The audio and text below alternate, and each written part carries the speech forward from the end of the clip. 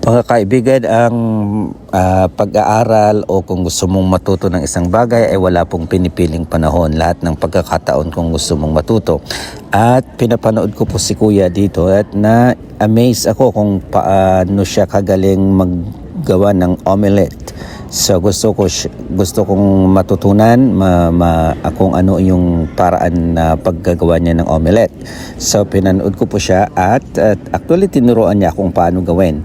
So I'm gonna try that as soon as I get home.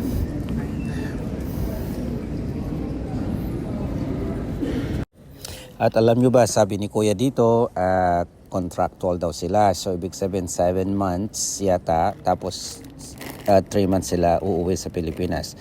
Pero wala silang pahinga, wala silang day off. So gaya nun, umalis yung barko galing ng Vancouver going to Alaska, and then Alaska back to Vancouver. Tapos pag disembark namin, mayroon din papasok din yung next. So wala silang day off. So 7 days a week.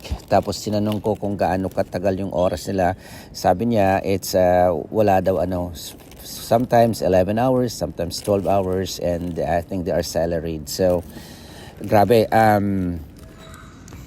yung 10 hours na shift ko na 4 days a week, nagrereklamo na ako, pagod na ako. Pero pag tingin ko sa mga nagtatrabaho dito, para akong na-inspire. So hindi na ako magrereklamo.